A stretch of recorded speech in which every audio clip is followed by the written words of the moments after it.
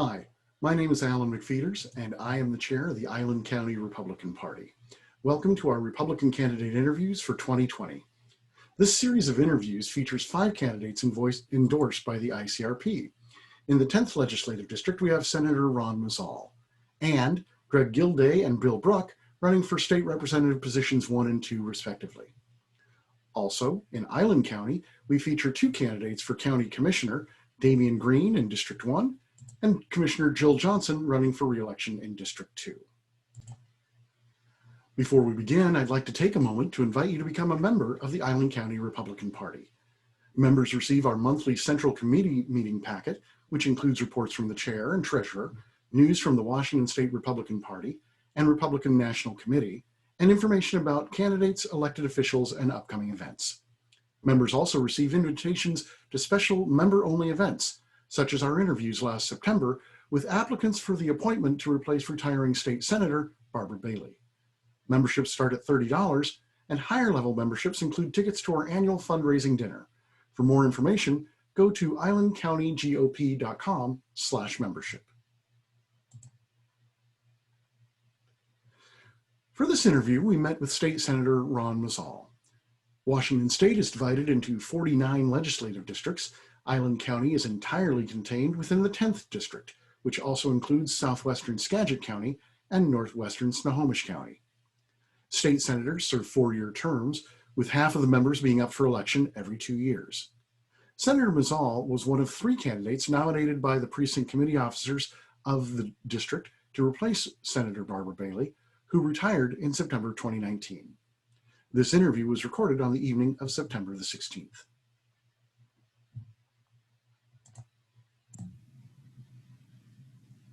Great, we're here with Senator Ron Muzzall. Good evening, Senator. Thanks very much. Good evening. Thanks very much for agreeing to this interview. Why don't we start with your elevator pitch, about 5 minutes or so on your campaign and what's going on. Yeah, the problem with elevators is whatever goes up must come down. This is kind of my first foray into politics. I had 11 years as a fire commissioner, but certainly at this level, this is the first thing I've done. Although I've spent 30 years serving on boards of directors and church councils and county committees and industry organizations and everything from church council to a Fortune 200 company. And in that process, I've spent a lot of time on governance and spent a lot of time working with varying degrees of personality that I had to deal with in order to get things done. So it certainly isn't the first time that I've worked with a group to try to accomplish something. I'm a farmer at heart, 4th generation farmer, so I'm practical and pragmatic. I'm very conscious of the tax dollars that we spend. And I had a neighboring older lady who I went into her house one day, and she was sitting there having a cup of hot water. Well, normally she had a cup of tea, and I finally asked what the deal was with the hot water, and she had expounded her tea fund for the month. She'd had company and a number of other things, and she lived on a very limited budget, and she was drinking hot water instead of tea until we got to the end of the month, and she could start on her new budget. I remember that as we spend tax dollars. There's a lot of people who tax dollars are a huge part of their budget, and I remember that. And whether it was when I was in the fire district or now that I'm sitting in the Senate, tax dollars came out of somebody's pocket and they went without in order to pay that. So that's the basis of my understanding, to be as fair and to be as pragmatic and practical as possible, and to be as frugal as possible with the dollars that the citizens send us to use. Very good. I remember, I don't know if we've ever talked about it, but I ran for the legislature once 6 years ago. And one of the things I told people that I think you'll relate to is every time the legislature raises taxes, now, even if they're aiming to raise them on the rich, it ends up being the poor who end up buying them. You know, if you raise property taxes, even if you're a renter, you end up paying those, passing through. It all comes down to that. And so it's always wise to be mindful of people's money. Well, and that's a perfect example of the low carbon fuel standards that they were trying to push through last session.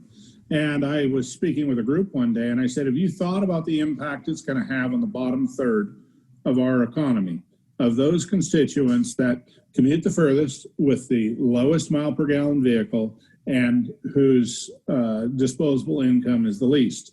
Because that's where they are. They've got the oldest cars. They get the least miles per gallon. It's going to cost them more, and they have less to spend on anything else. Have you thought about the impact it was going to have? And honestly, that group had never really considered it, because they always think, like you say, of the rich. Oh, they can afford it. But what about those who can't afford it? And then what are we accomplishing in the end? Exactly. I wanted to talk to you. I noticed I spent a little time this afternoon taking a look at your website. And you've got some really great entries in your blog, The Happy Farmer. My sense is, looking back, that you supported some of the measures that the governor was taking with respect to the COVID pandemic back in March, but maybe you've soured on how far it's gone, especially the notion of releasing all those prisoners out of jail. Can you tell us some of the things where he's gone wrong, and maybe what things you think that maybe he's done right? So they started in early February meeting with us, especially in Ways and Means, giving us somewhat of an idea what the pandemic was going to result in. And quite honestly, it was scary. We were looking at this coronavirus, a novel coronavirus, and the early estimates of death from that coronavirus were scary. I mean, we were talking more than what we'd seen in the 1918 influenza epidemic. And so I think at first we started with some pretty common sense ideas about limiting the rate of spread and lowering the curve. Because honestly, at that point in time, we didn't believe that we had the hospital capacity to handle it. And we got out March 15th, and of course, then he had his disaster declaration shortly after that. So I've supported masks from the beginning. I've supported social distancing. I've supported those who have compromised immune systems and are certainly going to be at a higher rate of infection. So our long-term care facilities and that type of a thing. After the disaster declaration, and we started seeing the breadth of proclamations, we've supported as a Republican caucus his proclamations, because largely they helped the population, they helped the constituent. But again and again, we've seen his mandates come out, and I speak to some of those specifically, but they've had a huge impact on our economy. And one specific is the hospitality industry. The hospitality industry, which employs roughly 300,000 people in the state of Washington, has been disastrously impacted. So we can go into a restaurant, we can then take off our mask and eat, but we're only supposed to be at a certain capacity, and on and on and on. The hospitality industry, and it's guessing, but they feel that they'll lose about 35% of the restaurants in this initial push, and there'll be another 15% off the pre-COVID numbers that will go out of business in the next year because they won't be able to recover. And we're going to lose 50% of our restaurants. I mean, if we start looking at that and the impact post-COVID, we're going to have reservations almost anywhere we go, because we're going to be down to 50% of the restaurants. Not only that, but opening a new restaurant is going to be particularly difficult. So I just don't think that he's looked at that. And a couple of good examples. One, he decided that he was going to close down bars And they said, well, what about bars that serve food? Well, they have to go outside. Well, have you talked to the Liquor Control Board about that? No. Well, you can't serve liquor outside of a bar. Well, we're going to close down private card houses. The Indian casinos, those are a separate issue because they're a sovereign nation. But your local card house, they're going to have to move outside too. Well, have you talked to the Gambling Commission about that? No.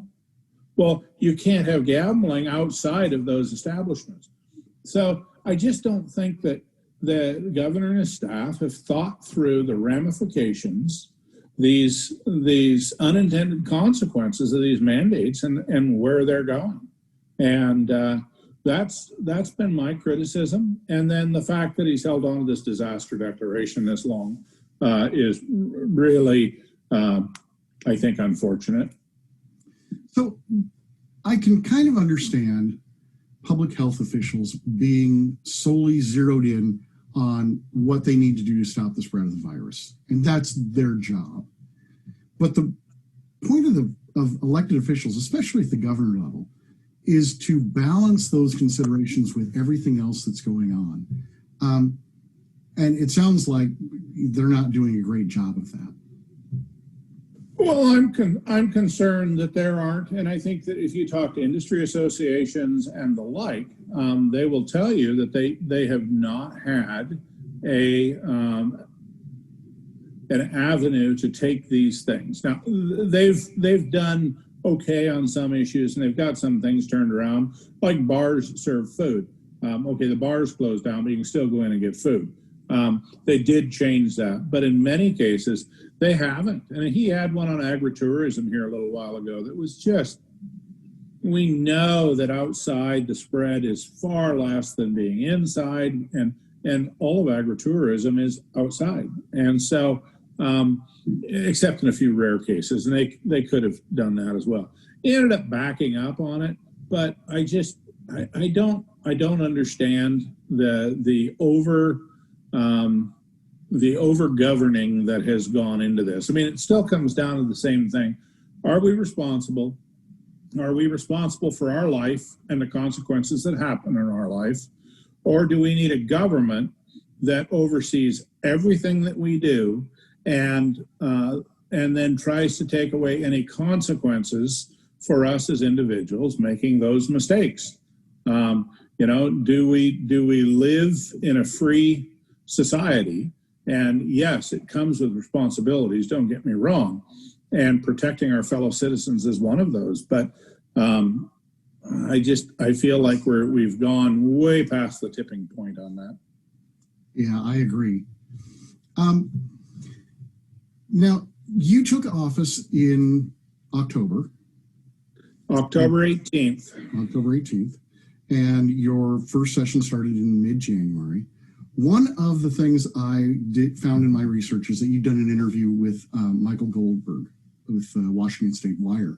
And he was asking you about what you wanted to accomplish in the upcoming session. And one of the things you talked about was your concern for mental health issues. Did you get any opportunity to work on those prior to the outbreak? What are we doing any better than we were, or did the pandemic suck all the air out of the room?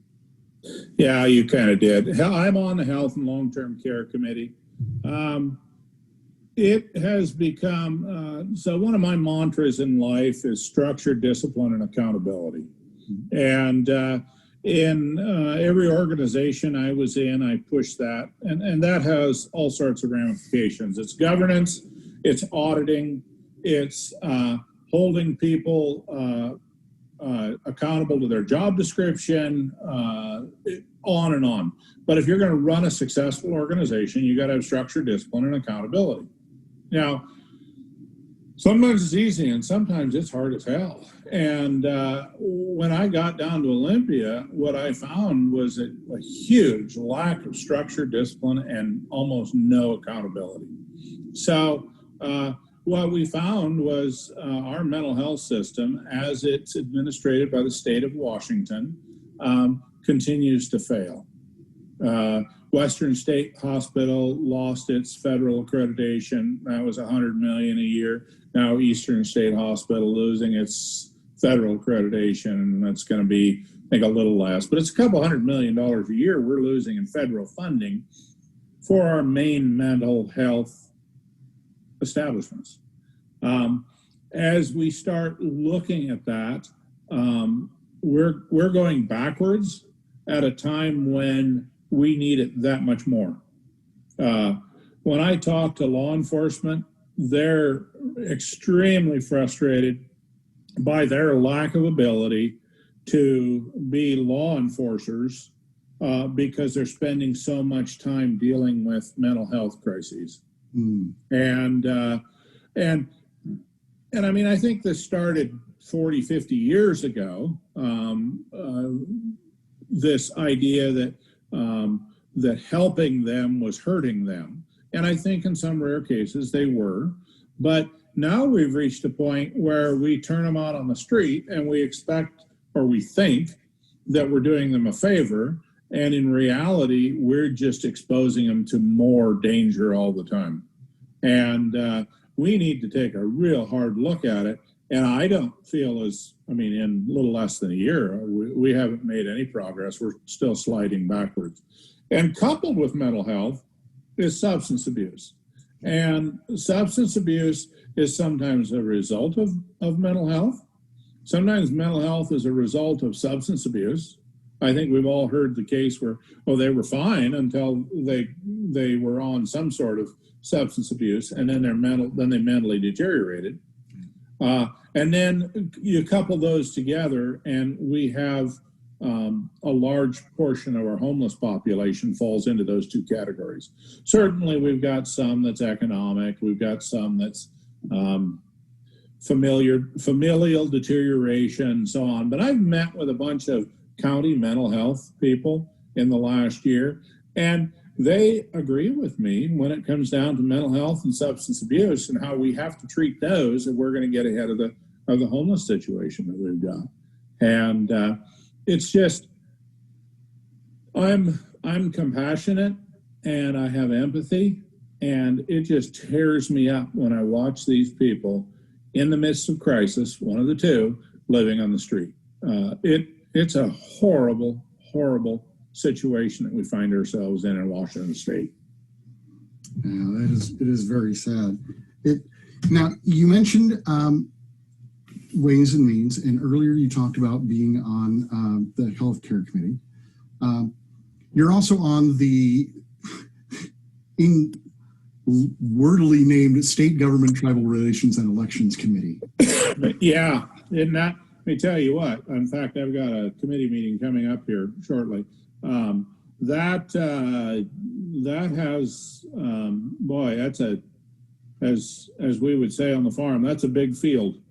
It takes a long time to check the fence on that field. We cover an awful lot in that committee, and honestly, I find it intriguing, very interesting, but also a little frustrating because we jump around so much. But specifically, I think in the last year, elections is a huge portion of that. And, we've got a mail-in ballot system.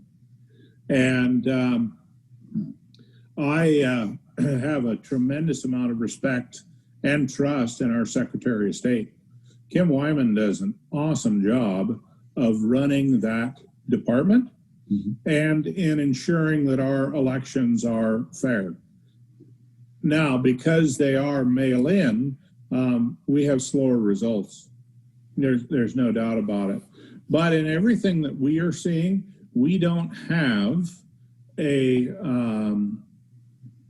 problem with miscounts or any kind of corruption when it comes to those.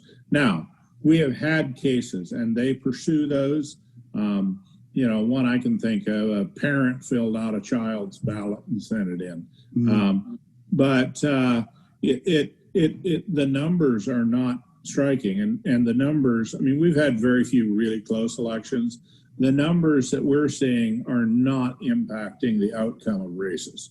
And by the time we get in there and recount and everything else when they are close, it doesn't seem to be an issue. So I'm one of those Republicans that doesn't have a huge issue with our mail-in system of voting. Very good. My sense of it has always been, I prefer going to polling places because I love doing that. But my sense of it is that Secretary Wyman has done a great job putting together a system that I'd rather not have. Well, and this is, once again, this is the law. This is what we're following. And we seem to have come in a place in our society where laws only matter when you agree with them. If you don't agree with them, then you shouldn't follow them. And we are a nation of laws. And if we're going to have them, we got to follow them, whether we like them or not. And certainly there are laws that I don't agree with, but I follow because that's the law of the land. And if we really dislike it and we can get majority of the people on board, then we can change them. But until then, those are the rules. Let's follow them. Yeah, I agree. Is there anything else that really struck out to you about your experience on those committees this year? Is there a meeting or a bill that really caught your imagination? Oh, there are some that I scratch my head at and look, and I think we're spending time on this because it's going to have an impact on what? There are those that, I think one of the most difficult parts of, and I find it most difficult here in any position I've ever had, is figuring out what the truth is. What is the truth? We'll have people come and be polar opposites who are testifying in front of a committee. Well, who's right? I mean, this one says that the sky is blue, and this one says that the sky is red, and we're talking 100% of the time. Well, I know the sky is blue, but this one has all this evidence that says it's red. Well, is it because they're colorblind? Is it because they just see things differently? Is it because I'm not seeing things like I should? So figuring out the truth is sometimes difficult. And in many cases, it just requires a lot of background work, a lot of looking at data, which is pretty easy for me because I'm a data person. But also there is some of that comes down to, okay, I understand where you're coming from. I understand what you're saying, but I can't find, I have to go with this one because this one makes the most sense to me. And sometimes people are passionate, and sometimes they get really uptight that I don't agree with them. That's reality, is that we're not going to agree all the time. But if we have constructive dialogue and then we continue to have respect for one another, then we can move past that and go on to the next issue. Sure. You've been in the Senate, I think, all of 2 days when the caucus elected you as the deputy whip. Yeah, in the session, in the Senate, in the 2020 session, yes. Can you tell us, I think a lot of people don't know what the deputy whip does. Well, so there were other people that wanted that position. And I won't go into all the details, but that the majority of the caucus chose to have me as deputy whip. So so as the deputy whip, I mean, my job is to help the whip. So it's to make sure people are there for the voting, to make sure that people are excused that get called off of the floor, to make sure that really and truthfully the people are at the meetings they need to be at, that they're in attendance. Is it that important a job? There were times that it was. There are times when the whip is gone and then I fill in there to make sure that things are going well. I was surprised to end up in leadership, Alan. I mean, my goal going into the session was to keep my mouth shut and sit on my butt and listen. There was a lot of learning that had to be done. Although in that position, that allowed me to also attend leadership meetings and the like, and see the real insides of running the caucus and what was going on. But it came as a surprise to me that I was voted into a leadership position. I think it's great, and it's great for the 10th district to have you in a position like that as well. I don't want you to give any inside secrets that you shouldn't say about the caucus, but what has surprised you the most about how the caucus works?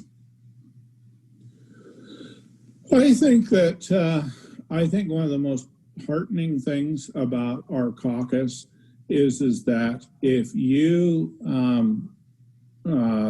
you feel strongly on a subject and it doesn't align with the caucus vote, it's no harm, no foul.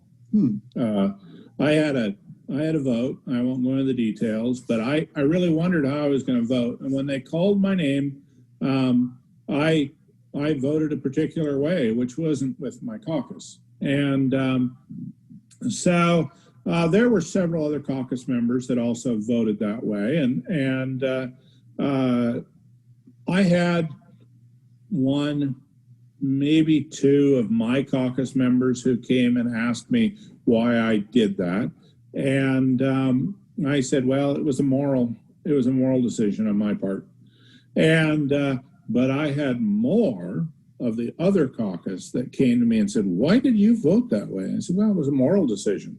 I mean, I could not, in my moral conscience, I couldn't vote with the caucus. And I had more explaining to do to the other caucus than I did with my own. And I find that heartening. I think that we're each elected to go there and vote our conscience, not vote the party line. And if it's something that in our own moral fortitude that we cannot get on board with, then I think that our conscience has to take it that way. Sure. And it's not held against me by my caucus. I know that there's ostracization on the other side, and I would not be comfortable with that. That's interesting. I have a sense that there's a lot of people who don't really understand what representation means. We have some people I've talked to recently who seem to think that your job is to ask as many people back home what you should do rather than exercising your own independent judgment. Can you speak to that a little bit? Is that? Well, certainly. Yeah, that's a really difficult question, and it's one you can answer wrong really easily. So there was a particular bill that came before the Senate that I supported. Mm-hmm. Unfortunately, once you read the fine print, it was a mandate and with no funding. And it was going to be sent down to a lower form of government. And I don't mean lower is bad. I just mean a more local form of government as an unfunded mandate. Well, even though I supported the bill, I've got a really bad taste in my mouth about unfunded mandates. And maybe it comes from being a fire commissioner in the state telling us what we had to do. And then there was no funding, and we were going to have to take that out of other funds in order to be able to have to do it. And so we were going to cut our firefighters short of safety gear or a new engine or whatever because the state told us what we had to do. So I voted against it. Now it rotated through the House and ended up back in the Senate again. And the second time it came through the Senate, it wasn't mandated. We were handing it down to local government, but it was their choice whether they wanted to do it or not. And without the funding, but it wasn't mandated. So unfunded mandates are what I despise. And so I had a person come into my office, I can't believe you voted against it. And I explained to him, unfunded mandate, I won't do it. Second time around, it wasn't mandated, and I voted for it. I felt strongly about it, and I liked it. So until you understand and read the fine print, understand the impact it's going to have, and local government will tell you all the time, they despise unfunded mandates because it costs them in other areas in order to be able to put that into effect. And so looking at it from the outside, this person couldn't believe that I'd done that, and I think he still holds it against me. But there, once again, all the details in the fine print, it's all great until you have to look at the impact it's going to have. And if we ask people in many ways, and the plastic bag ban was the same thing, it was going to result in $4 million in taxes into the state coffers when they first put it in front of us. And I voted against it. The next time it came around, they'd taken that tax out. And the Grocery Association actually supported it, and then I supported it the second time through. The Grocers Association supported it because it was going to make it a state mandate, and they weren't going to be playing all these local jurisdictions. Right. One town has it, one town doesn't, one grocer has to, and then across the street, that grocer doesn't. It was just confusing. And so this leveled the playing field, and the grocers were for it. And once we took the tax out of it, which was just going to drive up costs to the consumer, then I was able to buy off on that. So it's easy to look at it and think it's just black and white, but oftentimes there's an awful lot of gray that we've got to sort through. Sure. We're coming up on the end of the time. I have one question, and this might be a dumb question, but you're a farmer. Yep. I'm mostly a city slicker. Yep. Three Sisters is best known for meat, beef, lamb, pork. Why is it a farm rather than a ranch? So, I think that we're talking semantics, really. Some people would refer to it as that. Oftentimes, there is a delineation in regions. So in Western Washington, they're typically farms, and in Eastern Washington, very often they're ranches. So you could raise wheat in Western Washington and be a wheat farm, but you could be in Eastern Washington and be a wheat ranch. I think that oftentimes it's the amount of husbandry that goes into it. Ranching is typically just a grazing type of an operation, whereas we raise feed for the wintertime for all of the animals. You maybe think it's a dumb question, but you realize that there's less than 2% of us that are involved in production agriculture. And 65% of those surveyed say it's not their number one source of income. In other words, either both or one spouse works off the farm and brings in the majority of the income. So that puts us well under 1% that are actually in production agriculture that derive their income from the farm. So, 100 years ago, 120 years ago now, 90% of Americans were on the farm, 10% were in the cities, and we've done more than a complete switch on that. And so there is a huge issue between understanding, and we're seeing that in laws as well, understanding what happens on the farm and what has to happen on the farm. And we need to do a better job of educating people about it isn't just throwing some seed in the ground and watching it come up and harvesting it. There's a lot of science and there's a lot of art.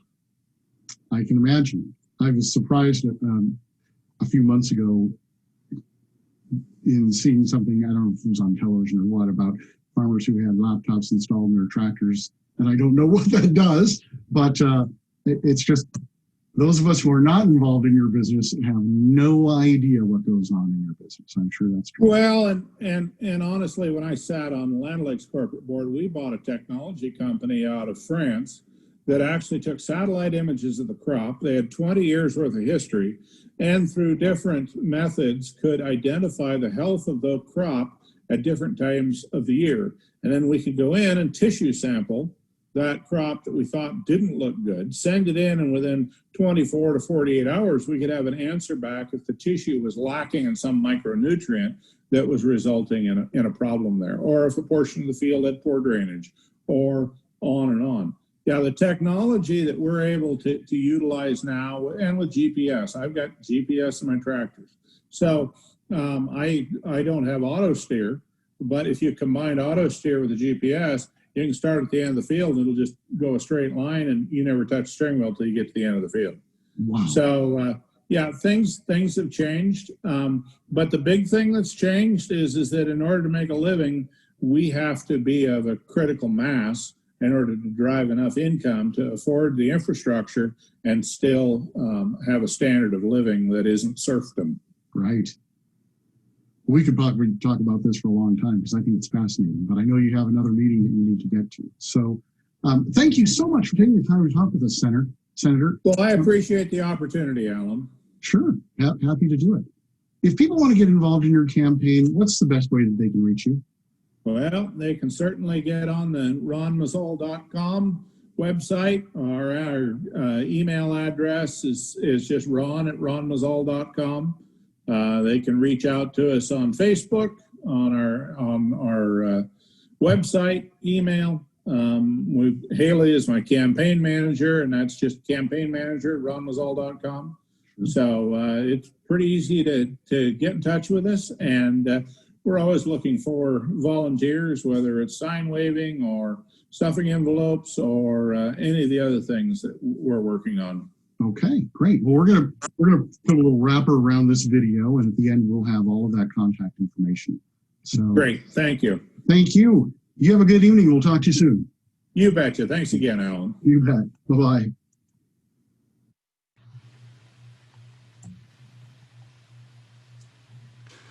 That was our interview with Senator Ron Muzzall. Here's the address for his website.